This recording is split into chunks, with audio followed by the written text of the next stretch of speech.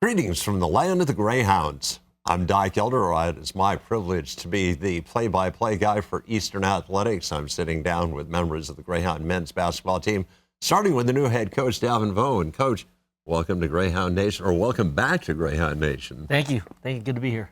So what was intriguing about the job at Eastern that made you want to apply for it? The people.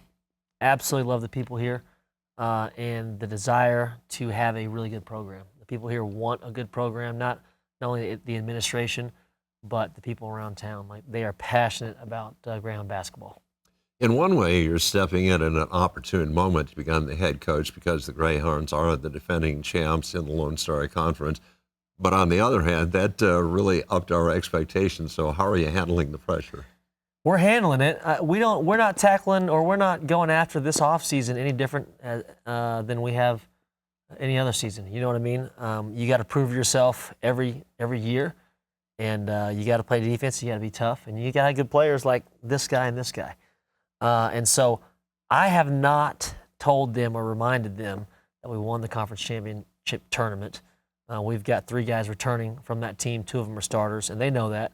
But I'm trying to keep my eye on the short-term goals and the short-term, of what we need to be good at in order to get there. So it's not eye on the prize at the end. It's, hey, what do I need to do now in order to be successful?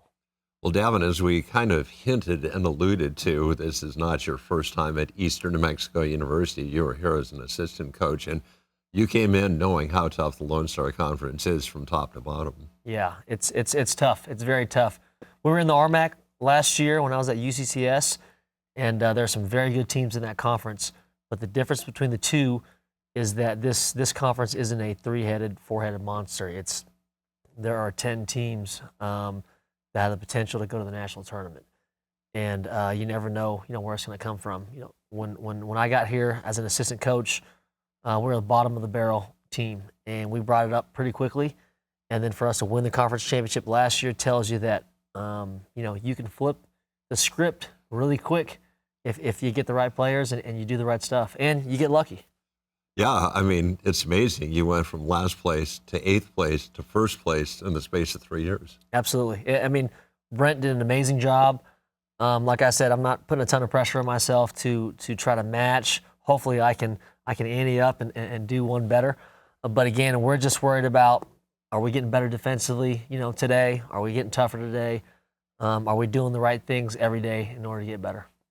Well, let's turn to one of the young men that you brought. You brought Jose Murillo, a young man who led Highland High School here in New Mexico to a state championship, came to Eastern. And Jose, that last game of the Lone Star Conference tournament will probably live in your memory for 70 years.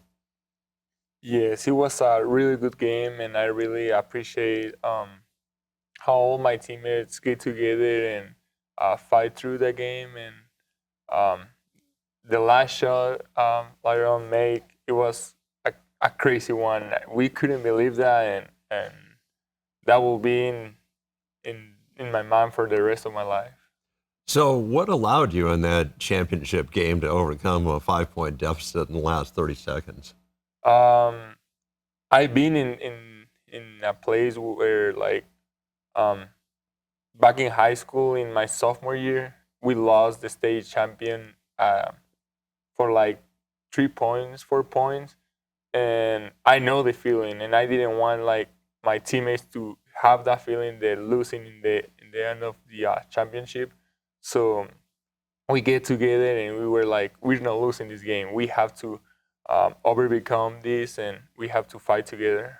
And let's not forget, Jose went on a scoring streak of scoring 6 to 8 points, where it was just kind of him putting the ball in the basket, and that's what makes us feel good about our season coming up, is that we've got one of the best centers, if not the best center, coming back in the Lone Star, and he's got 2 years left with us.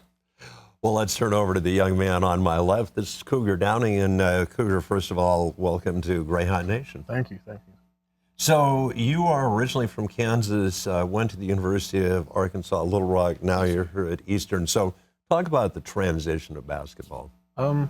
It's good. I mean, at the end of the day, I kind of think basketball is basketball. I mean, that's kind of how I try to approach it. I try not to, think about the levels. That way I feel like everybody's talented in every level that you play. So I mean, I think it's pretty good. I think it's a good transition. I mean, Well, Cougars so far, looking at of course, you haven't been able to come together officially as a team, but just, from playing the guys and things like that, what do you think your MO is going to be this year? I mean, I mean, leader, I'd say. One of the leaders. I think we have a lot of leaders, such as Jose and, Rio and some of those people. And then shooter, of course. I score the ball. Got to have a few of those. Yeah, absolutely. Yes, sir. Well, that is going to conclude our look at Greyhound men's basketball. And so, as I always do with my sports broadcast, this is Doc Elder saying, so long.